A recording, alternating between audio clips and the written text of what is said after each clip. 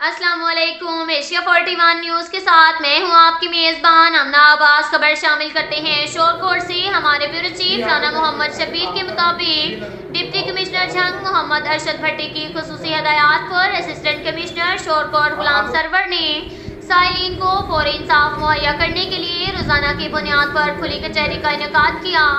इस मौका पर असिस्टेंट कमिश्नर शोरकोट गुलाम सरवर ने सहाफियों से गुफ्तगू करते हुए कहा, शोरकोट में अवाम उन्नास को ओपन डोर पॉलिसी के तहत ज्यादा से ज्यादा रिलीफ फराहम किया जा रहा है। इस मौका पर साइलिन की भी बड़ी तादाद मौजूद थी।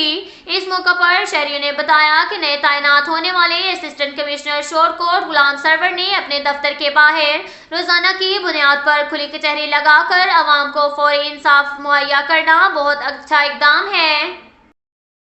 इसके साथ साथ एक और खबर शामिल करते हैं शोरकोट से। हमारे ब्यूरो चीफ राना मोहम्मद शबीर के मुताबिक शोरकोट सिटी में नए तैनात होने वाले असिस्टेंट कमिश्नर गुलाम सरवर की जानिब से प्राइस कंट्रोल मजिस्ट्रेट से मीटिंग का इनेकाद किया गया, जिसमें तहसीलदार राज शकील, नायब तहसीलदार Khalid Dad Mumtaz, deputy director life stock doctor Javed Iqbal, ज़राअत ऑफिसर वरेआम सिद्रा हनीफ, ज़राअत FC Sarwar Chauhan, secretary market committee Mohsin Raza, inspector market committee Mohammad Arshad Bhatti, chairman press club Shorkot राया याज अकबर, सदर प्रेस क्लब शोरकोट राना शाहिद महमूद, नायब सदर चौधरी शहजाद अली, जुल्फकार अली, राना मोहम्मद शबीर के अलावा दीगर ऑफिसरान ने भी शिरकत की।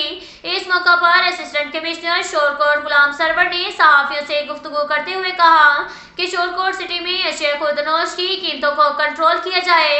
जायद कीमतों पर अशिया खुर्दनोश बेचने वालों को जुर्माने किए जाएंगे।